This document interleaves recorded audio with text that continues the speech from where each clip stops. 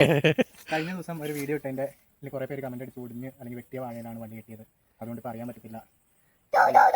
നേരെ നിൽക്കുന്ന വാഴയിൽ വാഴയും കാണിച്ചിട്ടുണ്ട്. അന്നൊരു കൊല വെട്ടിയ വാഴയുടെ വള്ളി എങ്ങനെയായിരുന്നു കെട്ടിയെന്നായിരുന്നു കാണിച്ചത്.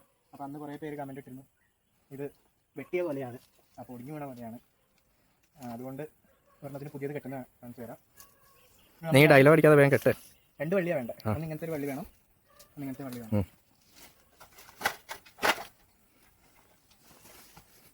കോണിയൊക്കെ ഉറപ്പിച്ച് വെക്കണോ, അല്ലെങ്കിൽ താഴെ പോവേ. നമ്മുടെ സ്വർണ്ണമുഖി കുറച്ചതാണ്. അപ്പോൾ ആദ്യം ചെറിയ വള്ളി വെച്ചിട്ട്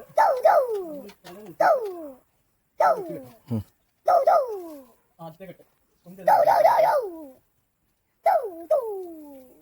നോക്കിയിട്ട് ആദ്യം വെക്കാം. ഒരു കെട്ടാക്കി ഇതിൻ്റെ തലപ്പെടുക്കുക, തൊട്ട് താഴെ ചെറിയൊരു അകലത്തിൽ തലപ്പ് വെക്കുക.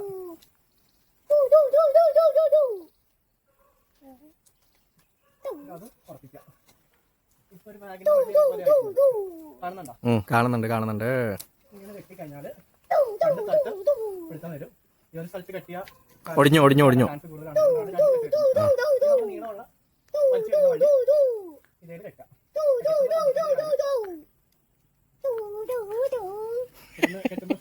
കെട്ടുമ്പോൾ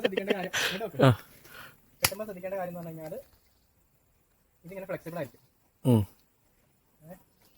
നമ്മളിങ്ങനെ കെട്ടി ശേഷം പോലെ ഏത് ദിശയിലേക്കാണോ നിൽക്കുന്നത് അതിൻ്റെ ഓപ്പോസിറ്റ് സൈഡിൽ